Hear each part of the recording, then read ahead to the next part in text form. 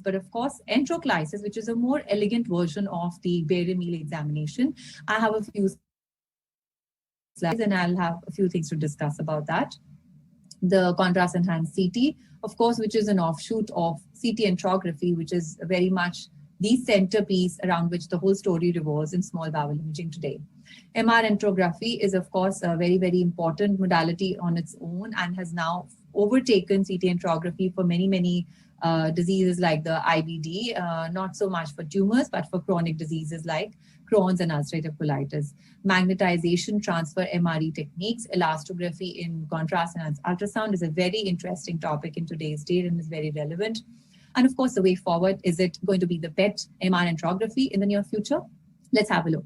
Now, coming back to the plain radiograph, which is the first investigation even today, let's say a resident is posted in the emergency room and a patient walks in with intestinal obstruction symptoms, and your CT scanner is busy with the technician scanning a lot of bleeds and CT angiographies for other very, very important clinical emergencies like trauma, etc. What do?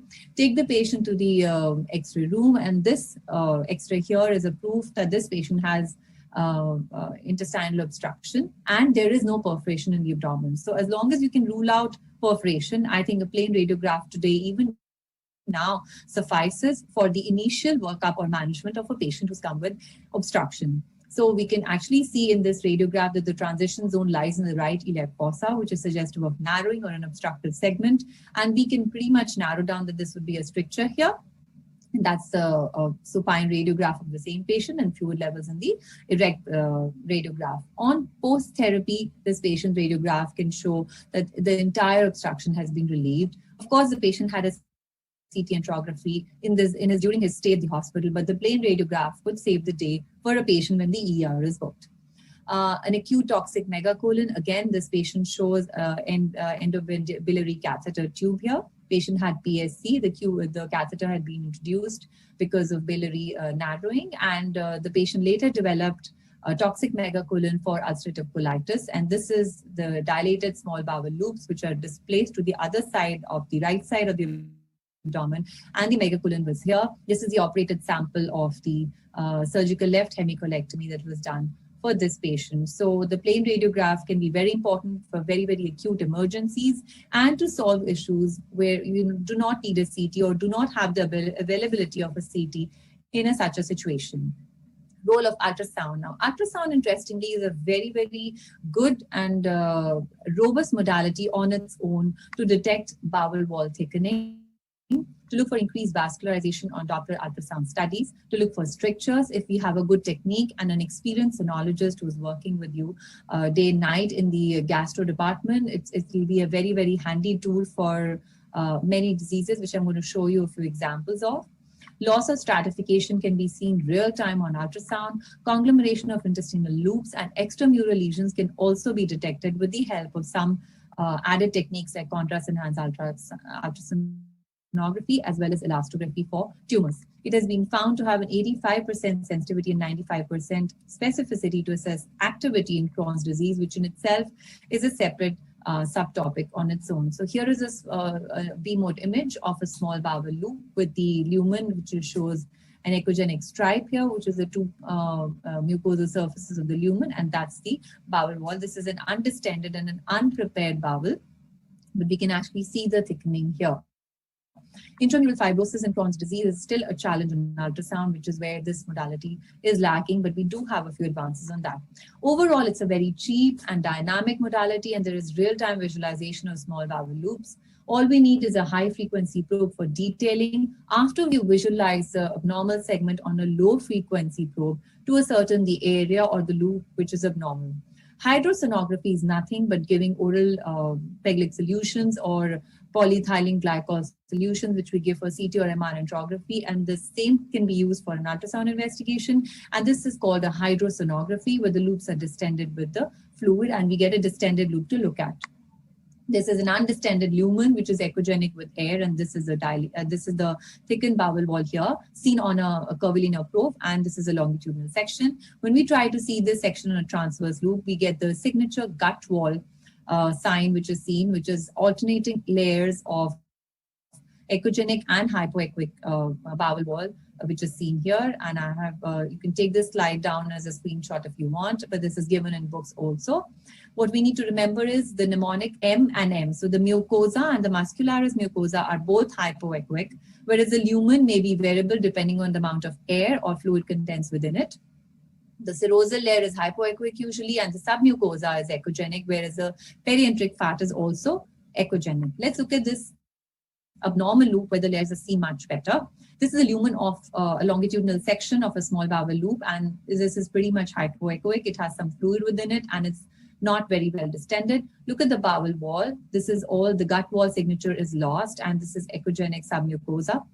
Another transverse section of another segment of this disease bowel shows that there is echogenic contents within the lumen, and this is a thickened bowel wall here.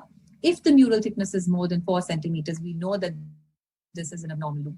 Multiple hypoechoic enlarged lymph nodes in the RIF also show that there is a pathology going on in this disease segment. This was an ultrasound of a 22-year-old lady with tenderness and malnutrition, and it turned out to be an inflammatory segment. Color Doppler vascularization grading can be used to look at various segments of the bowel wall itself. Now, for example, this is a patient with Crohn's disease. This is a lumen inside, and there is fistulization with an abscess formation, and there is transmural inflammation, which is spread extramurally into the peritoneal cavity or the mesentery around the small bowel loop. When you put Doppler into a diseased loop like this, we see that the signature is lost here. Look at these long longitudinal sections, and there is mild increase in vascularity of the bowel wall as well as in the submucosal area. Now, how do we do the grading? What the grading helps us is that we look at differential vascularization or differential enhancement of the submucosa, for example, in an IBD patient where the inflammation is causing increased enhancement of the submucosa as compared to the muscularis loop here. The lumen here is pretty much echogenic and probably has air and fluid within it. This is a thickened muscularis wall of the patient's terminal ileum, and is definitely a disease segment. Doppler has a very, very important role today, and it can actually be giving you fibrostenotic scoring in on pathology with high sensitivity and specificity values, which have been shown in various studies. Another very important modality is contrast enhanced ultrasound of the bowel, which is showing a lot of promise and is being used extensively in many, many centers. We still haven't used much of that because we have a lot of CT and MR interest, but then we are working on using contrast studies more for the bowel. This is another disease bowel wall. The lumen is echogenic. Loss of normal structure is seen. There is transmural spread from this side of the bowel wall loop here. And this is a contrast enhanced loop of the bowel, which shows increased enhancement in certain segments of the wall, which is red here.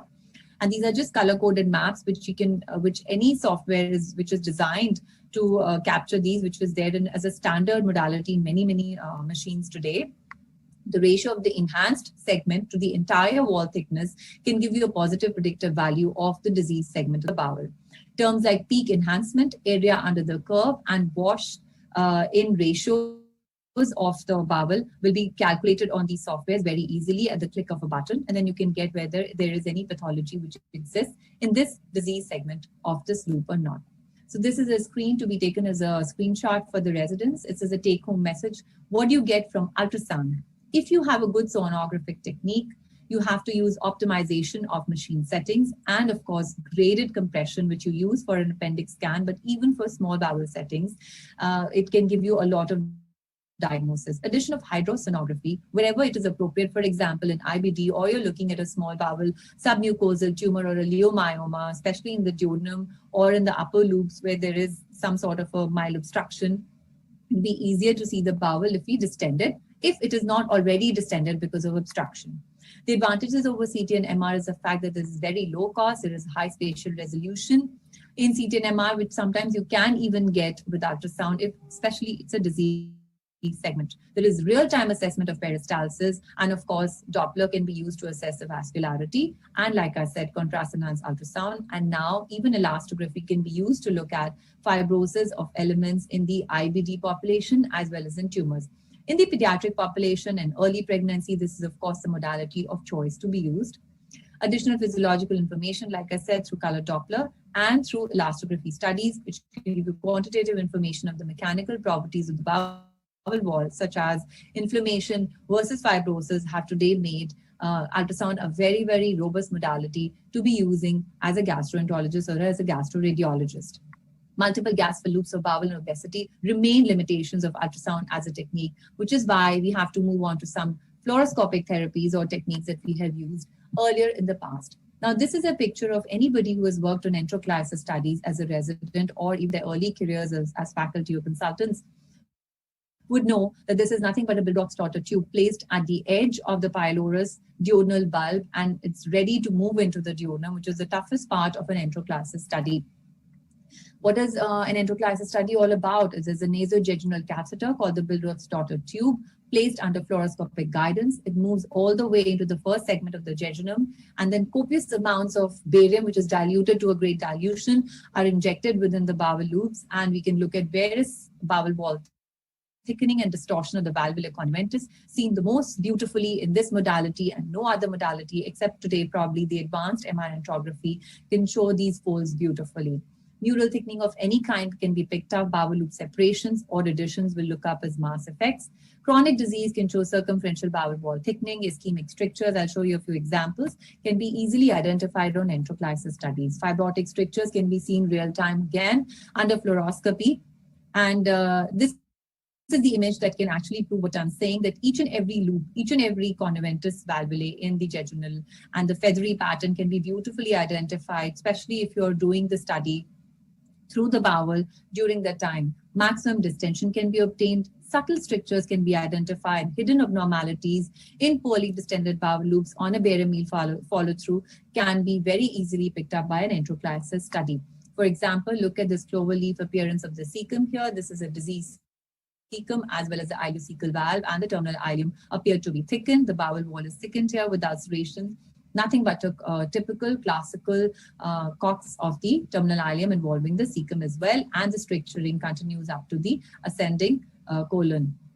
It's very well identified on this study. Sometimes even the colonoscopy or ileoscopy cannot identify these abnormalities, and we are able to pick up much better on our enterocolitis or CT enterography studies.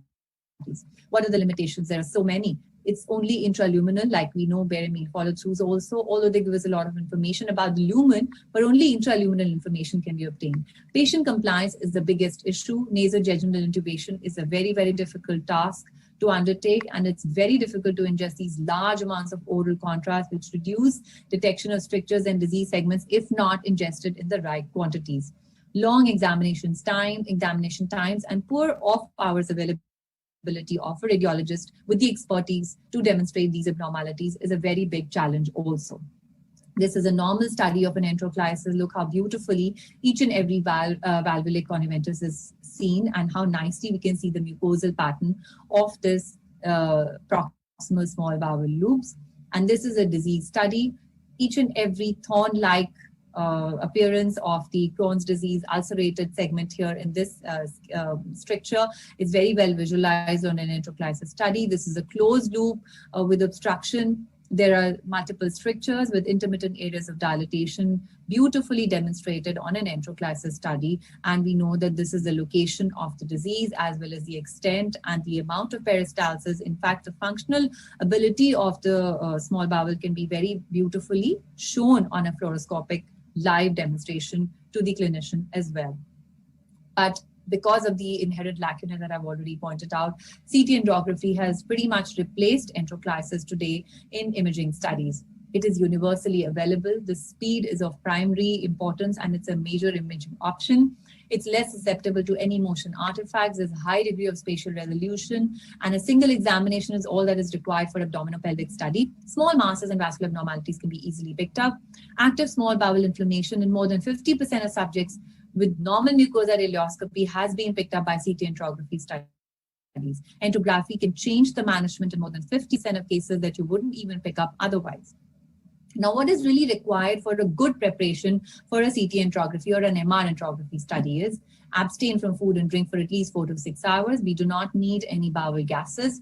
Traditionally, positive oral contrast has been used for CT studies, and negative oral contrast is now the demand of the day, and many of us are using agents like Polymin, which are easily available, or polyethylene glycol or mannitol as available in each and every center.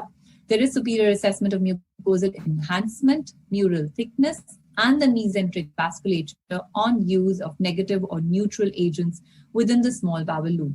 Typically, about 2 liters of the agent have to be ingested a few hours before the study, and then the study can be performed in one go. If we also give rectal contrast, we can also evaluate the large bowel with it. For example, look at this colon, which is undistended, and there's only fecal matter in it.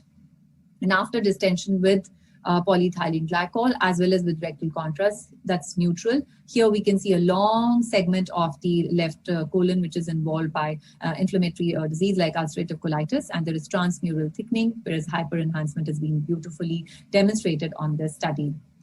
Spectral CT has added to the most important issue which is faced in CT angiography, that is radiation, and post-processed images of spectral CT can reduce radiation dosage by acquisition in a single phase. So what that means is that we acquire the images in a single phase, and post-processing can help us to delineate the bowel in a plain study if at all it is required. Many times you can pick up submucosal fat stripes like these with perienteric or pericolonic inflammation on a study and on a virtual non-contrast. So this is a contrast study, but we've subtracted the iodine out of it, and this is a virtual non-contrast. Another advantage of spectral CT being that iodine maps, which only concentrate or give a colored version of iodine concentrated segments, can act as markers of inflammatory lesions, which will pick up more contrast compared to the normal segments of the bowel. And spectral CT is definitely going to be the modality to watch out for in the future, whereas CT is concerned. Like I said, dose reduction techniques for CT angiography are very important. Many of the equipment is already equipped with automated weight-based reduction. Tube voltage reduction should be performed for patients as much as possible, and this can reduce the radiation dosages by 65% and increase iodine attenuation by more than 1.7, which is almost double. Iterative reconstruction techniques are also being incorporated in scanners today, and we don't have to do much from our side itself. Now let's look at the various indications that we use CT angiography for, most commonly being IBD or inflammatory bowel diseases, which is a spectrum of UC and Crohn's at the time of initial presentation, where you need to look at the small bowel extent that is involved. Here you see a segment of the proximal ileum where there is increased enhancement of the mucosa and submucosa. There is mural stratification. The term means that there is alternate, the gut wall signature on ultrasound is actually translated into mural stratification on CT, alternate layers of hypo and hyperdense or hyperintense loops.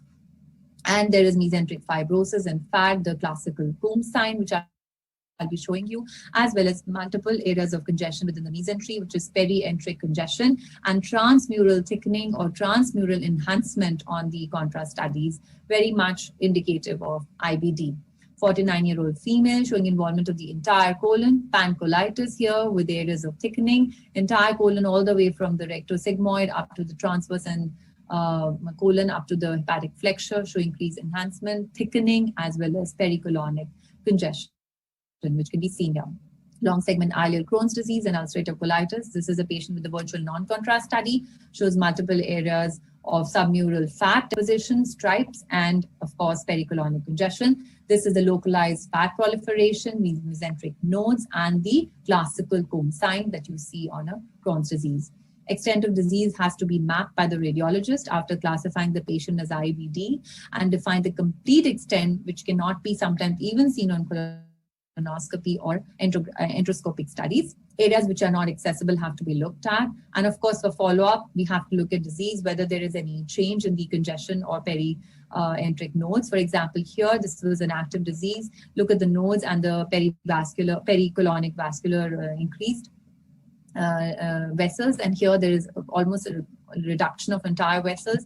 Nodes are reduced. And this is in imaging terms from active to inactive disease, although that is pretty much debatable.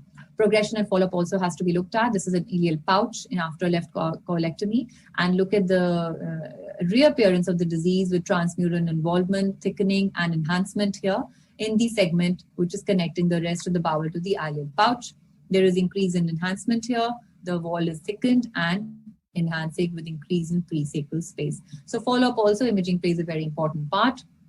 Sometimes positive oral contrast is given, masses have to be delineated, and this is an adenocarcinoma developed in a long segment Crohn's disease of the small bowel. Isolated colonic strictures, which are malignant, can be picked up sometimes in ulcerative colitis with a good, well-distended study that we have done for a small bowel enterography. MR enterography and MRI, higher soft tissue contrast resolution as compared to any other CT study. The idea today with MR is to give good tissue composition. And what we're getting today is multi-channel phased array body coils, which can take the scan from FOV extending from the transverse colon up to the inner sphincter in one study. Both 1.5 and 3 Tesla are good. Of course, 3 Tesla gives you better SNR and faster scans, but also more artifacts. The oral contrast for MR is typically biphasic. For T1, you get low contrast, where you can see the enhancement better on a contrast study, and a high signal intensity on T2 weighted imaging for bowel wall thickening. Oral contrast agents, like I said, are similar for CT enterography, and again, about 2 liters over 45 to 60 minutes. Some centers use motility inhibitors, we don't, and prone or supine positions can be used. So what are the important sequences and protocols? You're most welcome to take this slide down because it has all the sequences. Single shot T2 weighted images, steady state free precession, of course, are the most favorite sequences for this study. We can look at cine sequences for looking at peristalsis. That's all the purpose of an enteroclassis study. We can look at underdistended or inflamed bowel loops by looking at the amount of peristalsis that is happening. Axial T2 weighted fat suppressed sequences for edema and intra-abdominal fluid. And of course, for post-contrast studies, we do need, like any other MR study, a T1 weighted fat suppressed 3D sequence. A delayed sequence will be important for penetrating disease, looking at microfistulae, abscesses, or any other such complications with tumors or IBD. Diffusion weighted sequences, of course, have an important value like other scans and act as an adjunct to other sequences. MR enterography with reference to video capsule, etc., has been shown to have a very good sensitivity and specificity and to detect active diseases also in IBD. Now, a steady state balanced pre-precession sequence is my favorite sequence too. Shows all the layers of the bowel wall. Mural stratification is very well identified, and this is a coronal T2 weighted as well as a balanced steady state pre-precession sequence, which shows stratification here. And this is a patient with ulcerative colitis.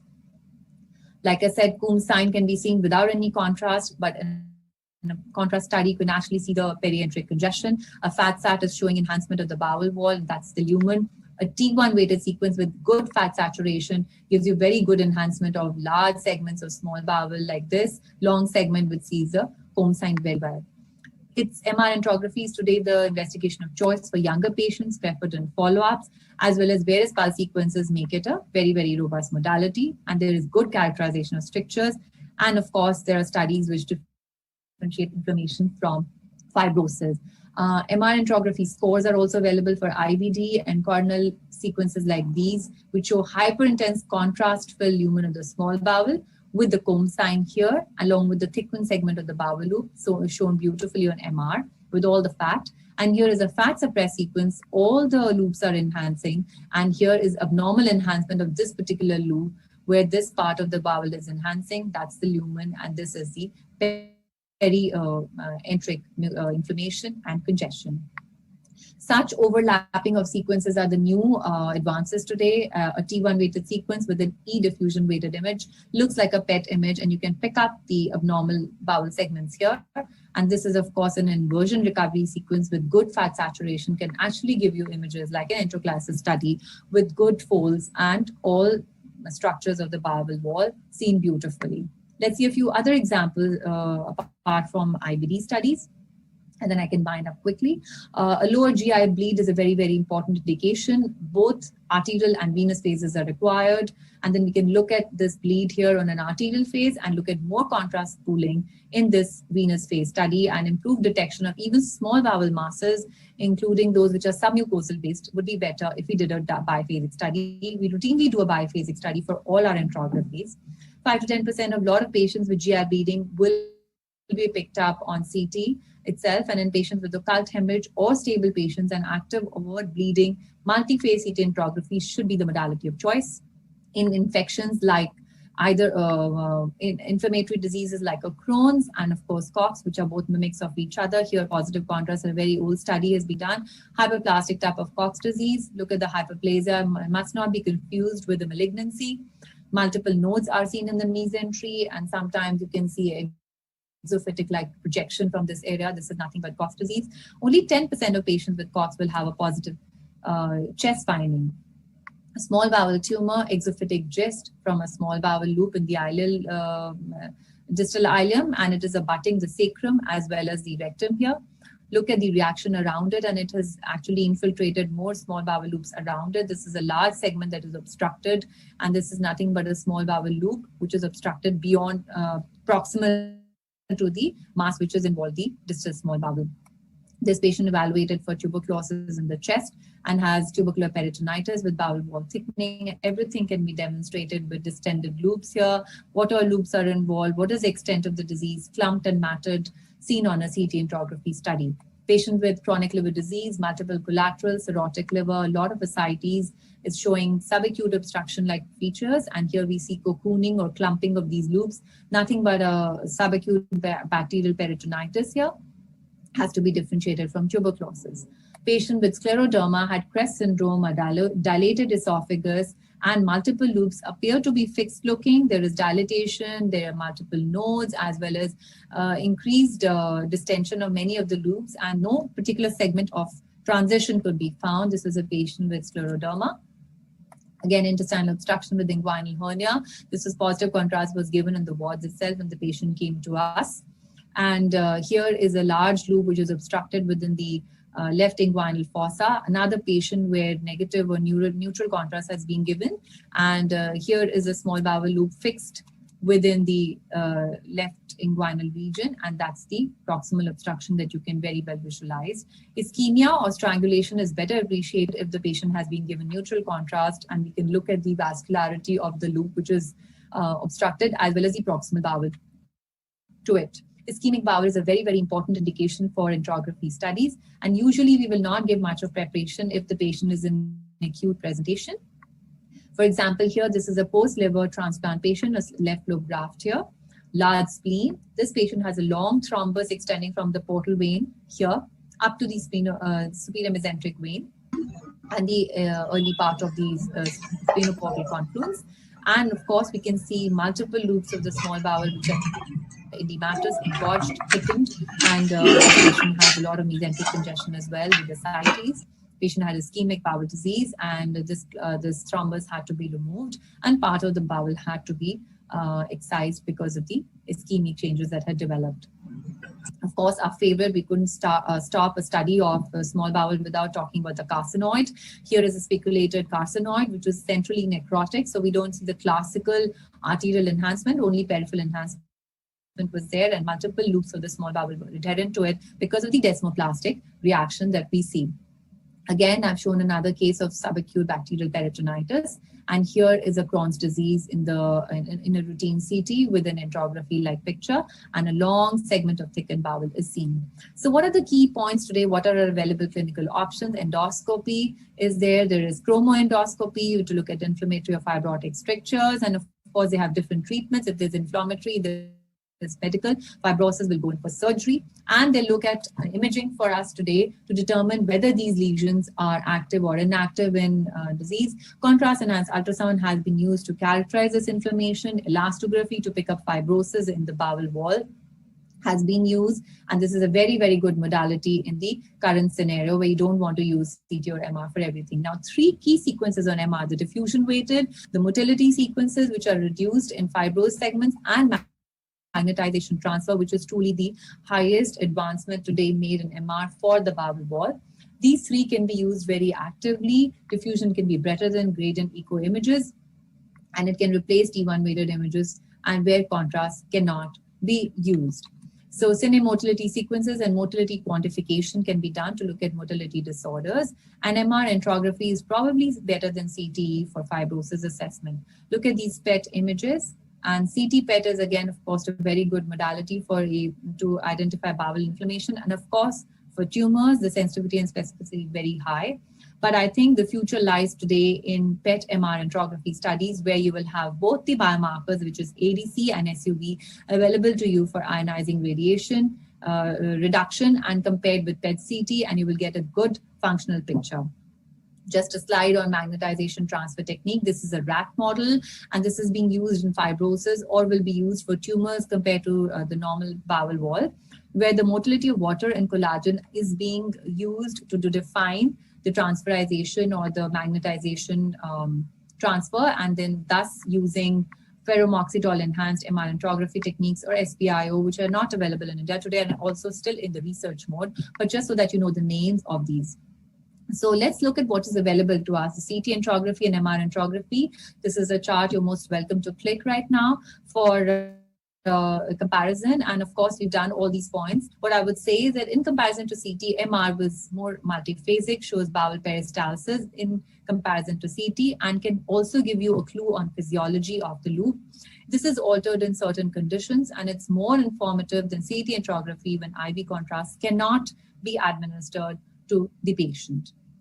Now, what's the working algorithm? Let's see, we have a patient presentation to us. If it's a first evaluation, if it's an emergency evaluation, if there are new complaints or there is a change in pre-existing condition, go for a CT angiography.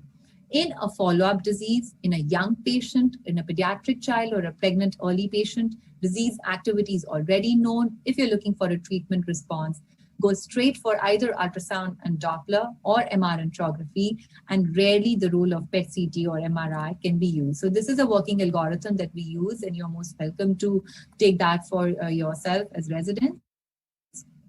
The next slide, I will just give you a few seconds to click this too. We've compiled this as per the modality, specific indications, advantages, disadvantages, and the sensitivity and specificity as per data review. So there is this slide on X-ray, small bowel, ultrasound, fluoroscopy, and enteroclysis, as well as ultrasound and Doppler. And there's another one. So if you click this, I'll move on to the next one, which compares CT angiography, MR angiography, PET CT, and contrast-enhanced ultrasound. So these are the 3 slides that we prepare so that students can have these and for their reference and can use them for their exams as well. Thank you very much for your patient listening. I would like to thank ICRI, Chairman ICRI, Dr. Preeti, and his whole team for working tirelessly during this festival season to have us here. And it's been a delight to be a part of this program today. And I'm very, very thankful to be a part of this very